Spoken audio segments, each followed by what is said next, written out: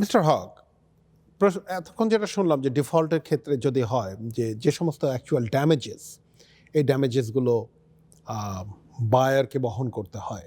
But এমন সিচুয়েশনও আসে, আমরা দেখেছি যে মার্কেটটা ভালো ছিল, আমি ডিলটা ক্লোজ করতে পারিনি, সেলার প্রপার্টিটা আবার মার্কেটে এনেছে এবং $100,000 বেশি দামে বিক্রি করেছে।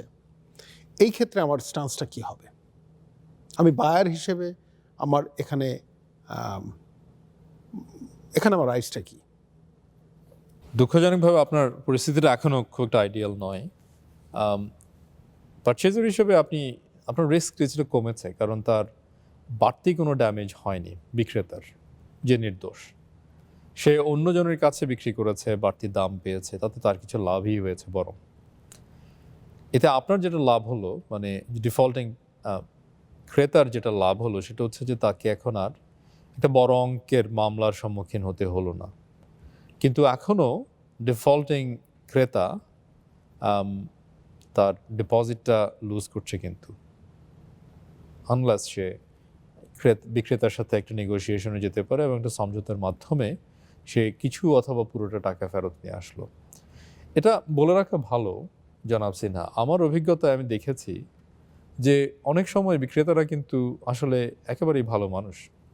তারা হয়তো দেখা যাবে আমি যদি ঠিকমতো অনুরোধটা করে থাকি, এবং তারা অনেকেই আছে নির্লোভ, তারা যদিও জানে তাদের আইন অধিকার আছে ডিপোজিটটা রেখে দেওয়ার জন্য, তারা বিভিন্ন প্র্যাকটিক্যাল কারণে অথবা একেবারেই সদয় হয়ে বলতে পারে না আমার ডিপোজিটটা দরকার নেই। এটা হতে পারে, কিন্তু ফলে অনেক কিছু নির্ভর করে আমরা কিভাবে সমস্যাটাকে অ্যাপ্রোচ করছি তার উপরে আর কি। আমার পরামর্শ হবে সবসময় চিন্তা করে দেখা যে ভালো কমিউনিকেশনের মাধ্যমে আমরা কি অ্যাচিভ করতে পারি। রাইট, ধন্যবাদ মিস্টার হক। আমরা এতক্ষণ শুনলাম যে বায়ারের ডিফল্ট, আমরা এমনও দেখেছি আরেক পার্টি অর্থাৎ যারা সেলার, এরা অনেক ক্ষেত্রে ডিফল্ট করে। ডিফল্টের ধরনগুলো কি সেলারের? খুবই চমৎকার প্রশ্ন। আমার অভিজ্ঞতায় অনেক সময় যেটা হয়, ধারণা এটা আসলে বিক্রেতার ক্ষমতার মধ্যেও থাকে না, সেটা হচ্ছে আপনার বিক্রেতার বাড়িতে দেখা গেল সে ভাড়া দিয়েছিল। এখন ভাড়াটে যে কোনো কারণে সে আর বাসাটা ছাড়লো না। এখন বিক্রেতা দিকে এগ্রিমেন্ট অফ পারচেজ এন্ড সেলে, যেটা একটা বাইন্ডিং এগ্রিমেন্ট, সেখানে সে বলে রেখেছে যে আমি একটা ভেকেন্ট পজেশন ডেলিভার করবো ক্লোজিংয়ের দিনে। বাচ্চারা এখন আর ভেকেন্ট পজেশন ডেলিভার করতে পারছে না। সো এটা একটা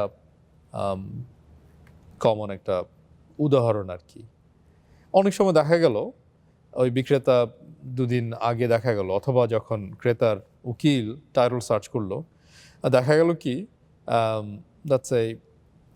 এটাও আসলে একটা উদ্ভট পরিস্থিতি, কিন্তু আমরা অনেকেই সম্মুখীন হয়ে দেখা গেল একটা HVAC কোম্পানি অথবা একটা কন্ট্রাক্টর একটা কনস্ট্রাকশন লিন বসিয়ে দিয়েছে ফর এক্সাম্পল, এবং এই কনস্ট্রাকশন লিনের কথা দেখা গেল বিক্রেতার জানাই ছিল না।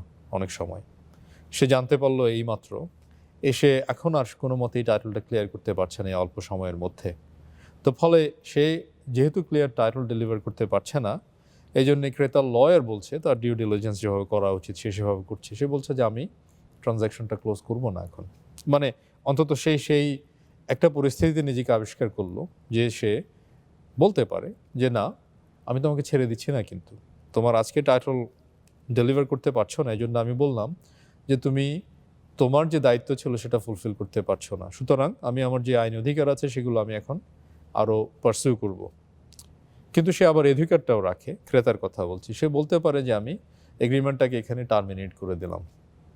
এখন দুটো সিদ্ধান্তের পরিণতি দুরকম, কিন্তু দুটো উপায় তার সামনে থাকবে, ক্রেতার সামনে।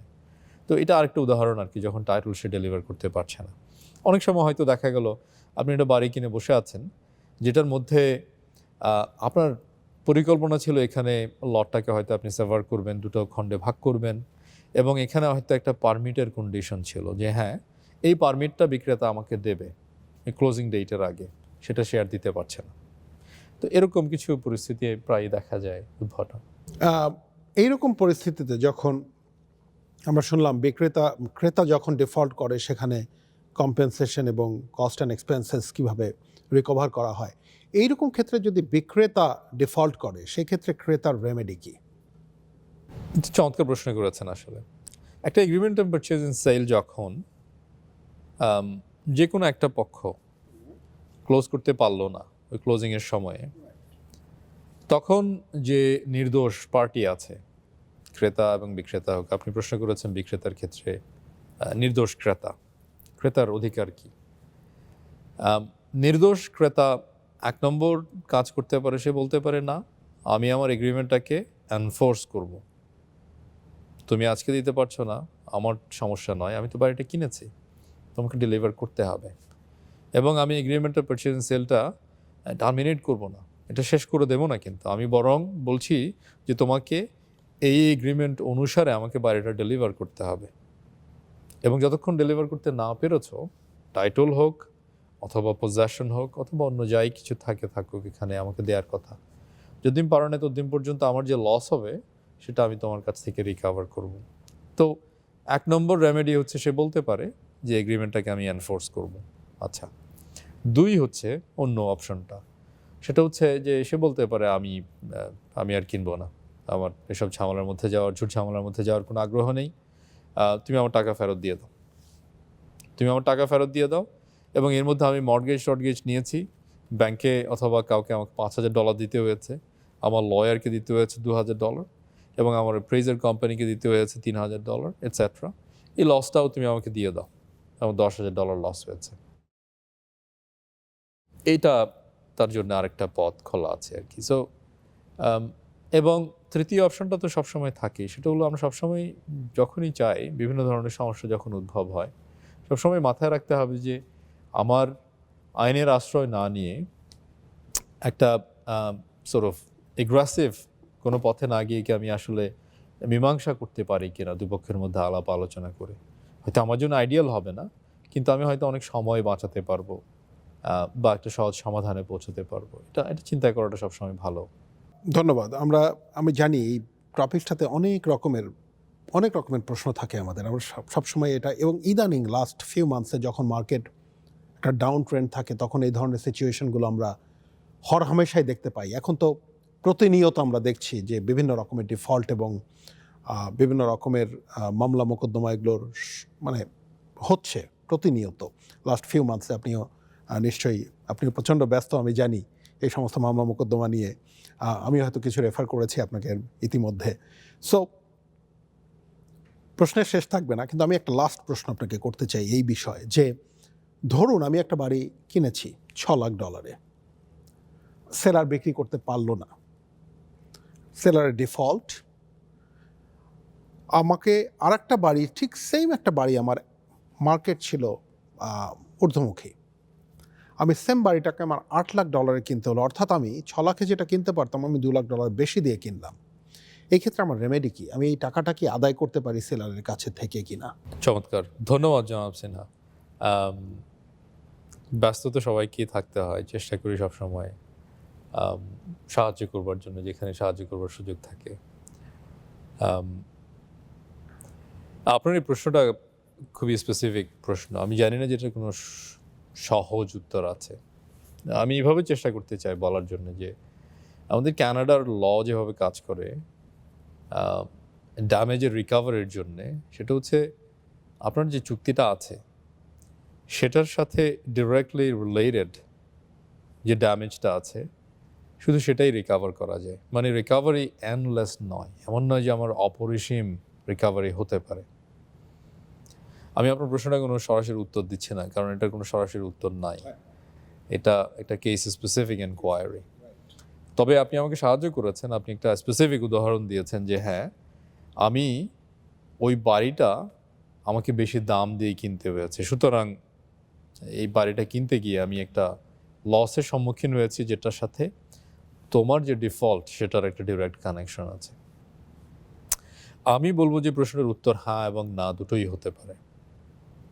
কেন বলছি? এটা হবে খুবই ফ্যাক্ট স্পেসিফিক, আপনি কখন কাজটা করেছেন এবং ডিফল্টটা কি ভ্যান্ডরের, এবং ডিফল্টটার সাথে কোনো ধরনের ব্যাড ফেইথ বা নাকি এটা একেবারেই ইনোসেন্ট টাইপের ডিফল্ট। যেমন ধরুন আমরা আলাপ করেছিলাম, দেখা গেল বিক্রেতা হয়তো হাসপাতালে, অথবা হয়তো এমন একটা ঘটনা ঘটেছে যেটা তার নিয়ন্ত্রণে ছিল না, এটসেট্রা। সো এটা জেনারেলি কোর্টের ডিসক্রিশনারি একটা রেমেডি হবে আর কি, এবং এই ধরনের ঘটনা ঘটেছে, এই ধরনের মামলার ঘটনা খুব বেশি নয়। ধন্যবাদ মিস্টার হক। আমারও অনেক রকমের প্রশ্ন ছিল। আমি জানি দর্শকদেরও অনেক এই প্রোগ্রাম দেখবার পরে তাদেরও মনে অনেক প্রশ্ন জাগবে, এবং আমি আশা করি যে এরকম কোনো প্রশ্ন যদি দর্শক আপনাকে করতে চায়, তারা আপনাকে রিচ করতে পারবে এবং আপনি তাদেরকে সাহায্য করতে পারবেন।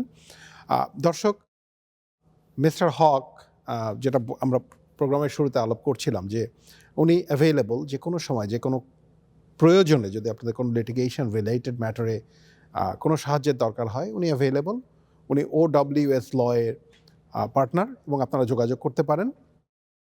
আমরা পরবর্তীতে হয়তো আরও অন্য কোনো অনুষ্ঠানে আমরা তাকে আমন্ত্রণ জানাবো আরও ডিটেলড শোনবার জন্যে। আর এই পর্যায়ে আমরা আপনাদের কাছ থেকে আজকে বিদায় নেব।